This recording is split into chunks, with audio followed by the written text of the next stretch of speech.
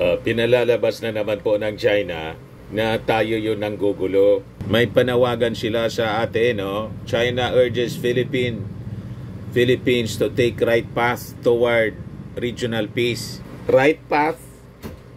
So anong ibig sabihin ninyo ng right path, tamang direksyon? Yung ginawa nung previous administration. Huwag kami, mga Chinese, yun ang maling direksyon. Yung tinahak na direksyon ng previous administration, ang resulta nun, the Philippines, province of China. Ano kami, bali, mauto ninyo? Yan po yung panawagan ng China. Oh. China called upon the Philippines to immediately heed the voices of countries in the region and to veer away from the wrong path soonest to ensure peace and stability. Nanakot pa na magkakagulo para masiguro daw ang peace and stability. So ibig sabihin, pag hindi tayo bumalik doon sa direksyon na yon na gusto nila, tulad ng sa previous administration, magkakagulo. So kayo ngayon yung nananakot, kayo ngayon ang ayaw ng katahimikan, at sa kasing sinasabi ninyong voices, nagsalita na po yung international community na dapat irespeto ninyo yung desisyon ng UNCLOS at yung 9-dash line ninyo na naging 10-dash line na. Kayo man lang po yung kumikilala niyan. Wala mang mag-recognize na mga bansa kahit dito sa Southeast Asia. So sabi dyan mga kababayan sa balita, yung panawagan ng Beijing came after reports that the US Army was shipping out war equipment including land-based mid-range capability or MRC missile system known as Typhoon na pinasok dito sa Pilipinas para sa annual balikatan military exercises. Para lang naman yon sa yung mid-range missile na pinuna ni Putin. Para sa annual balikatan lang naman yon. And by September daw, ibabalik na. At saka, anong pakinin nyo? Territory namin yung Ilocos. Tama po? Nangingialam kayo. Ang Pilipinas po hindi nangingialam sa pagiging military superpower ninyo. Nang bumili kayong mag-manufacture kayo nag-manufacture ng mga armas, may narinig kami may narinig kayo na protest galing po sa amin. Di ba wala? Hinayaan lang namin kayo na mag-upgrade ng inyong military. Basta huwag kayong mangingialam dito sa aming territory. Yan ngang sinabi ni Super Ate na nakatutok na yung inyong mga missiles, supersonic missiles dito sa amin, 25 areas. Hindi nga nag-react kami ng masama sa inyo. Sabi nga ng Armed Forces, di anya nakarating sa amin yung balitang yan. Tanong namin anya kay Senator Amy. You see, wala man anya kaming narinig na ganyan. Pero sabi po ni General Browner, ako mismo anya, hindi ko nakita yung sinasabing reports na yan or even the location of these 25 targets. A missile attack is a possibility. Ang isa pong pwede nating gawin is to harden our facilities. We protect our facilities from possible missile attacks. So ganun nga lang po yung yung naging reaksyon ni General Browner. Ang ibig niyang sabihin, palalakasin din namin yung aming defense. Kung baga, may nakatutok na, although wala siyang personal knowledge na 25 areas dito sa ating bansa ang nakatutok na ang supersonic missiles ng China. Nakikita ninyo? Ay supersonic, hypersonic pala. Takot na si Senator Amy. Natatakot talaga ako habang umiinit ang tensyon sa West Philippine Sea. May nakita ako na plano ng China na gagamitin yung hypersonic missile. Ang plano, air, at ang plano yung hypersonic missile at nakatakda na yung 25 na target nila. You see? Kung paniniwalaan natin yung sinasabi ni Amy Marcos, ang nagtitreten po kayo, hindi man kami. Ang nagtitreten yung China. Tapos sasabihin ng China na dapat tayo rito piliin ang right path.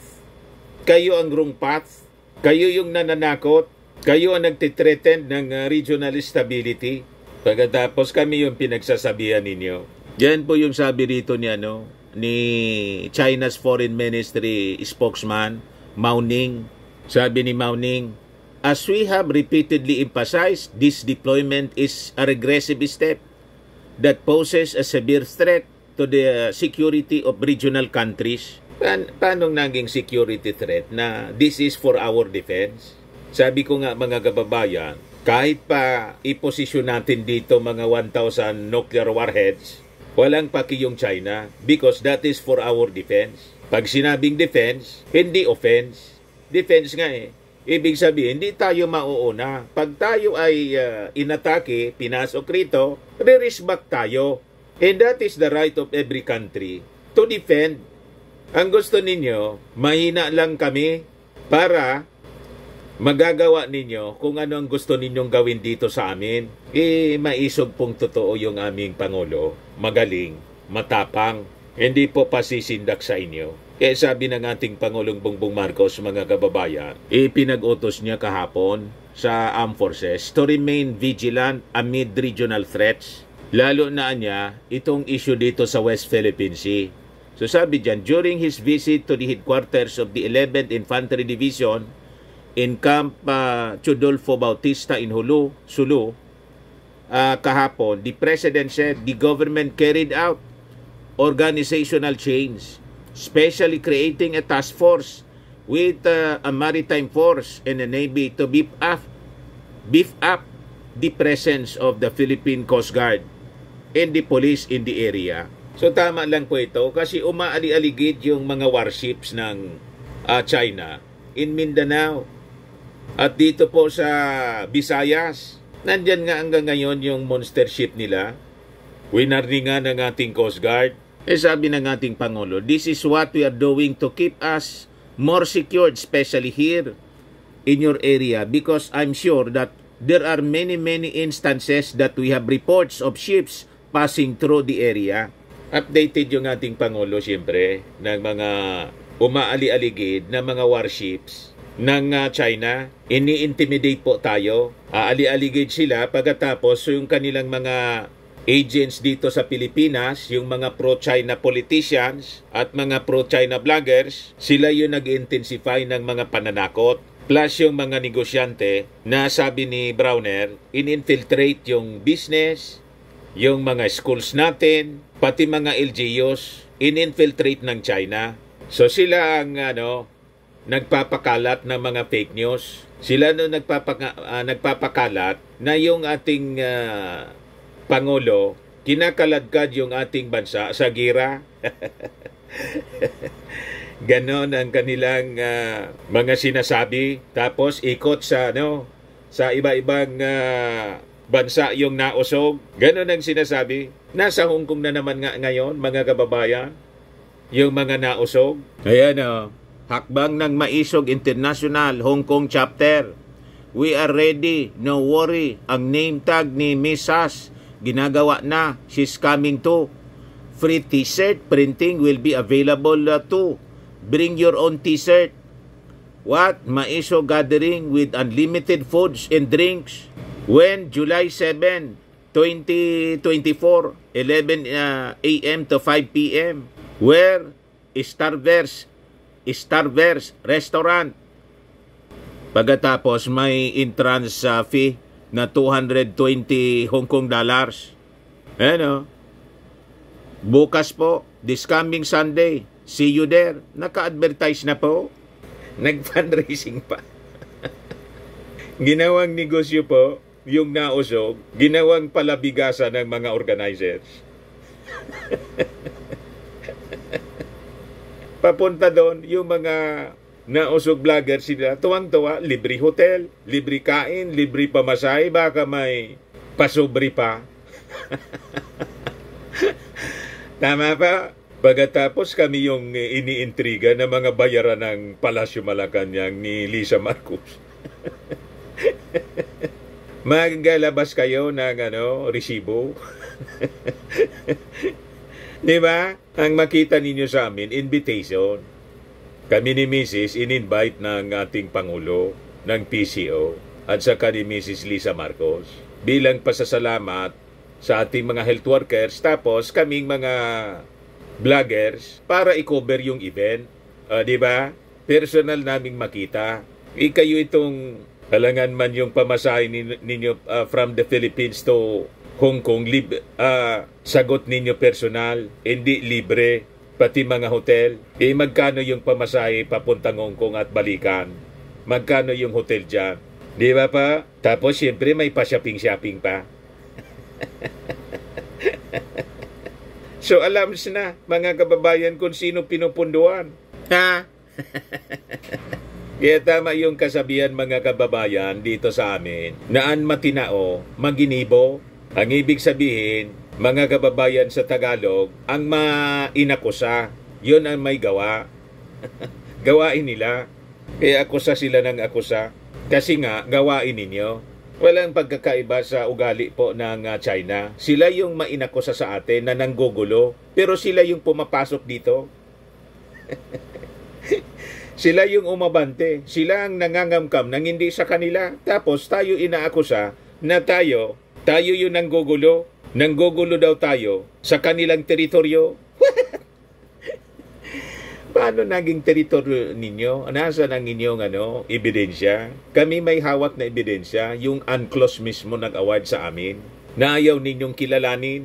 Kaya sabi ng ating Pangulong Bongbong Marcos, so we just have to keep vigilant to continue to watch what is going on and to make sure that we are monitoring everything that is happening. Sabi naman ng China, as we have repeatedly emphasized, this deployment is a regressive step that poses a severe threat to the security of regional countries. More importantly, it disrupts regional peace and stability and contradicts the collective aspirations of the region for peace and development. We urgently call on the Philippines and other relevant countries to heed the voices of the region and reconsider this deployment. Kaya ang deployment namin po, nandito sa aming territory, sa landmass natin, sa Ilocos nga Nagbabalikatan kami para maghanda kami sa tulad ninyo na pakialamero, pati yung politika namin, pinangingialaman ninyo. Pinasok na ninyo yung LGU. May Chinese na kaming mayor, si Alice Goo. You see, yung key sectors ng aming bansa, in-infiltrate na ninyo. Yan sabi ni China infiltrating key Philippine sectors. Sabi po ni General Browner. Mga eskwelahan namin, mga negosyo, pati yung media, pati yung local government units, in-infiltrate ng inyong mga agents, mga Chinese na. Pagkatapos, kayo pa yung may lakas ng loob magsalita ng ganyan sa amin. Sobra naman yung pagwawalang hiya ninyo sa amin. Pero yung aming Pangulong Bongbong Marcos, kalma lang po, diretso lang siya mga kababayan sa pagsiservisyo sa ating mga mamamayang Filipino. So habang binisita niya yung ating armed forces doon sa Hulo, namigay po siya sa Patikol, Hulo, ng yung dating ginagawa, yung Presidential Assistance to Farmers, Fisher Folks, and Families na affected po ng El Nino. Ayan po yung ating Pangulong Bongbong Marcos. Maraming salamat sa ating Special Assistant sa iyong pagpakilala, Secretary Anton Landameokis. Yan ang ating pagsisikitan. Nakita na po ninyo at nakilala na po ninyo ang iba't ibang mga Cabinet Secretary na nandito ngayon, nakasama natin.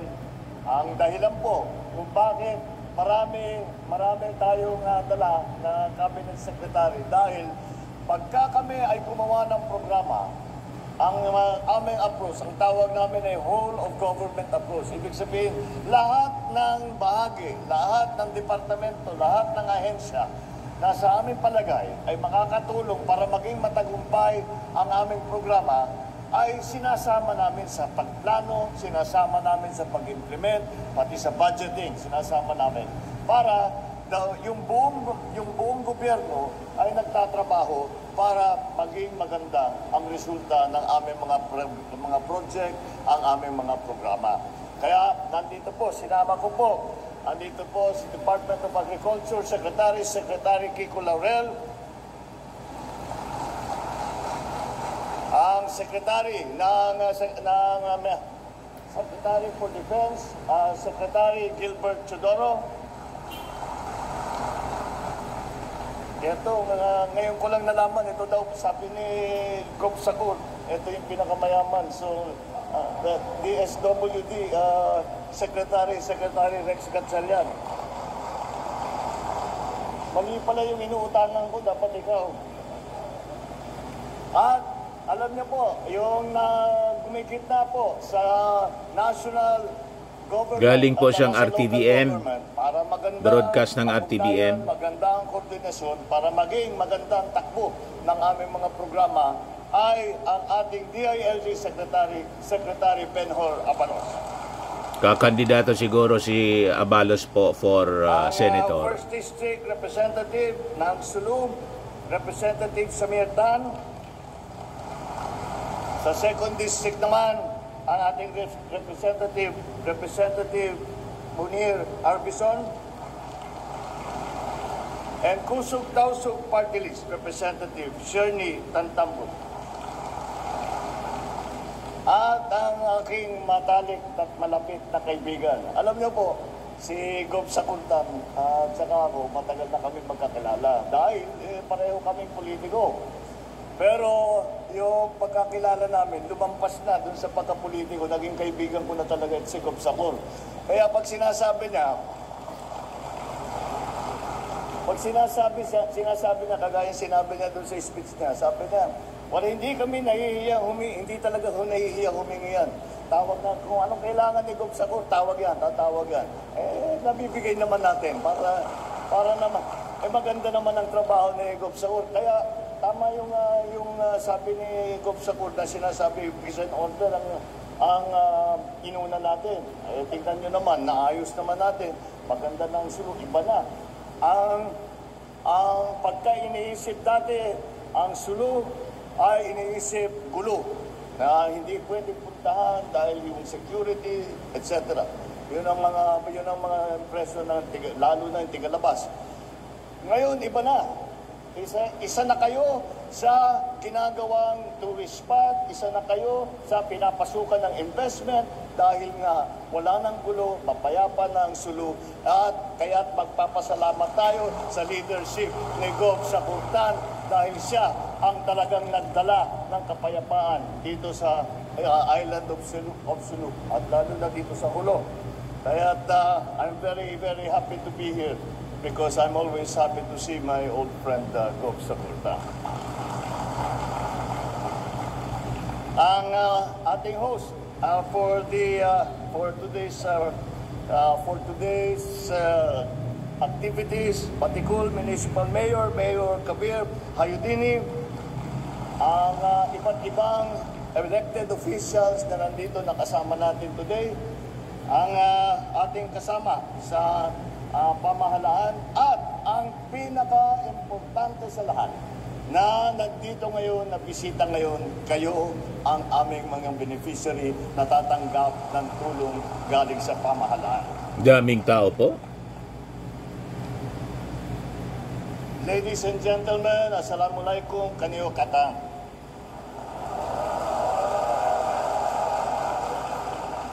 Ikanalulugod ko na makasama kayo ngayong araw mula sa mga magsasaka, mula sa mga di alintana ang matinding sikat ng araw para masamasaganang ani, hanggang sa mga mangingisda na nakikipagsapalaran sa ating mga karagatan para maganda ang huli. Narito kami ngayon upang ihatid sa inyo ang tulong ng pamahalaan. Umagapay sa inyong pagbangon mula sa mga pagsubok na dala ng El Nino at upang mapakinggan ang inyong mga suliranin.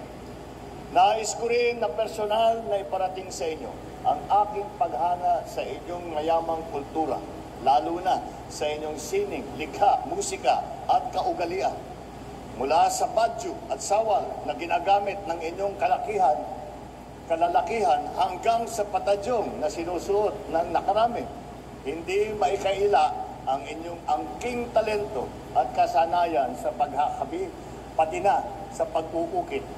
Kaya talaga naman nakakatuwa na napanatili ninyo ang kultura na pinamana sa inyo ng mga inyong ninuno sa kabila ng mga siklong lumipas.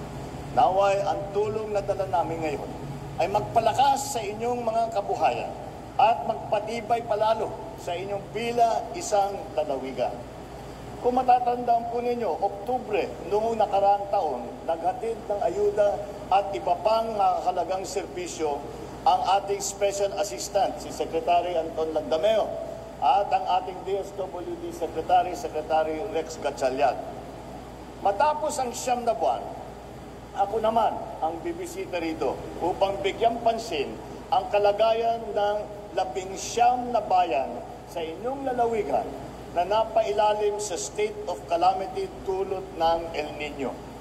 Ayon sa aming datos, mahigit 5 milyong piso halaga ang pananim na nasira dito sa inyong lugar na ikinalugi naman ng humigit kumulang 912 na magsasaka. Hindi namin kayo iiwan sa pagharap sa pagsubok na ito. Kaya kami ay makakapagbahagi ng ayuda upang makabangon kayo muli at higit pang mapayabong ang inyong pamumuhay.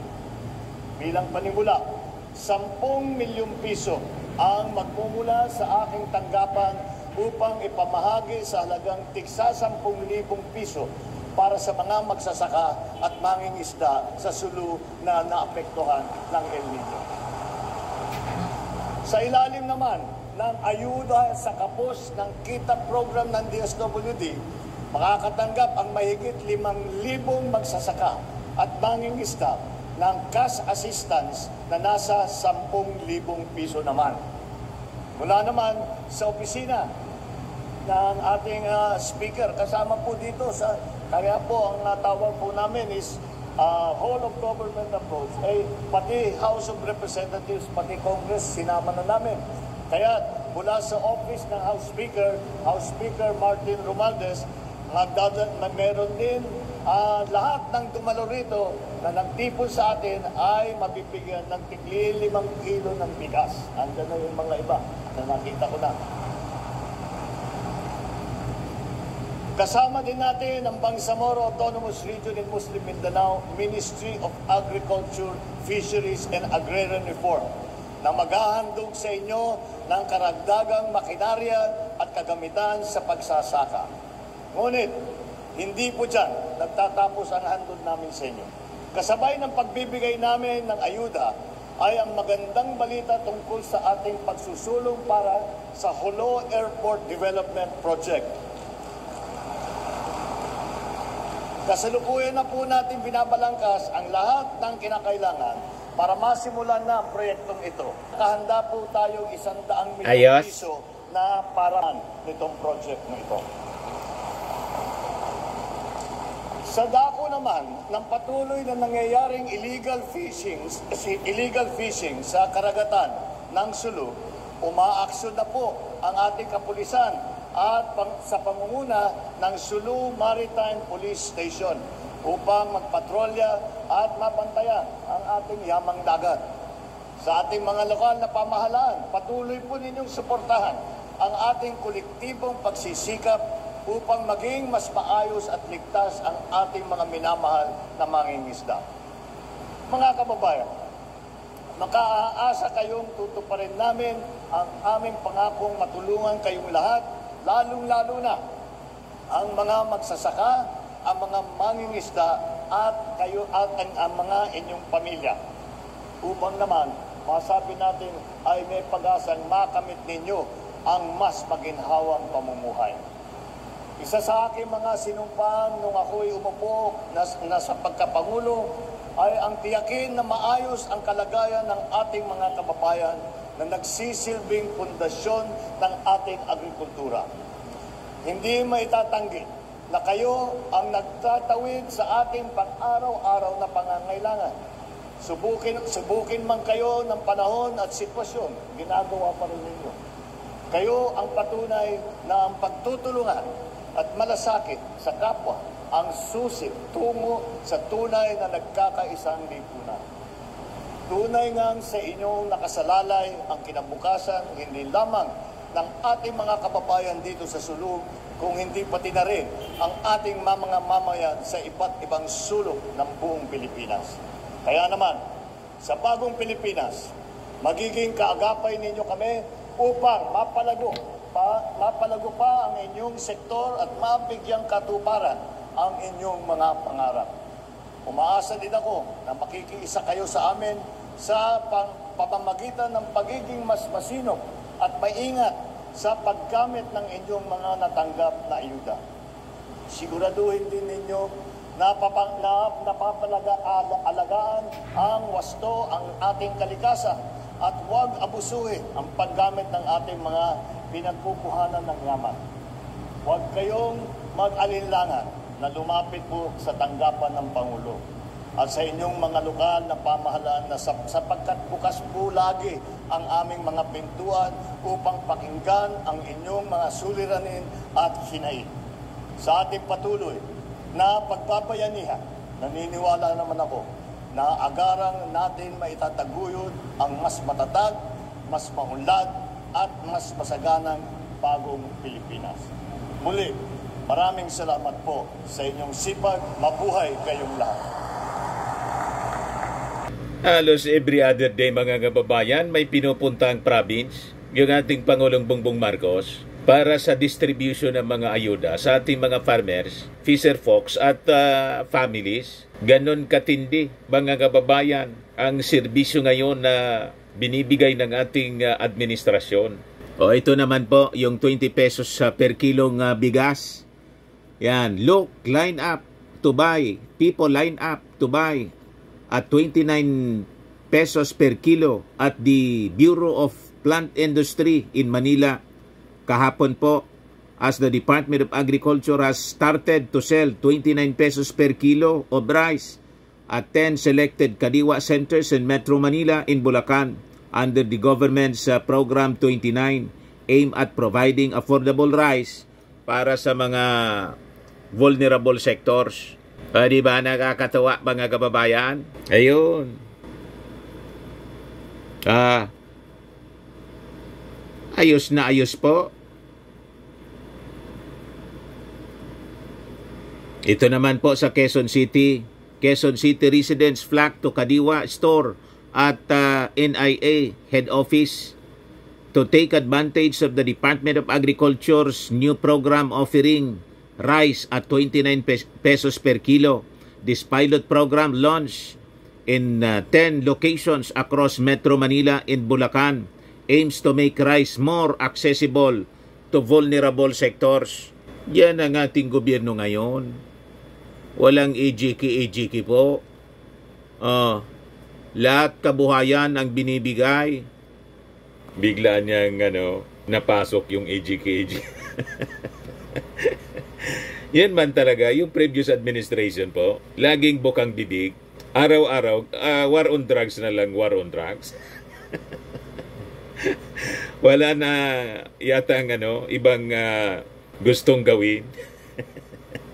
Di ba? Ang resulta po, ICC. Mayroon pa niya Mr. Maravillas, yung plunder. Inansuhan ni Trillanes 6.6 billion plunder case. Kaya tuwang-tuwa si dating Senadora Laila de Lima. Ito na niya ang panahon ng paniningil. Yan po yung reaksyon ni de Lima. Panahon na ng paniningil sa mga kasalanan nila sa taong bayan. Former Senator Laila de Lima has voiced her support for former Senator Sonny Trillanes' 6.6 billion plunder complaint against former President Rodrigo Duterte and Senator Bongo. In a social media post Saturday, de Lima wrote, panahon na ng paniningil sa mga kasalanan nila sa taong bayan, emphasizing the need for accountability for the alleged wrongdoings against the Filipino people. Ayan po ang post ni de Lima sa X. Di ba? Ito yun naman mag-file si Trillanes. 6.6 billion plunder rap. Talaga niya, Mr. Maravillas. Weather lang. Kung anong tinanim, yun ang inyong aanihin. What you sow, you reap. Ganun lang po. Ayan man lang po mga kababayan. Ako po si Dante Maravillas. Bye-bye. God bless.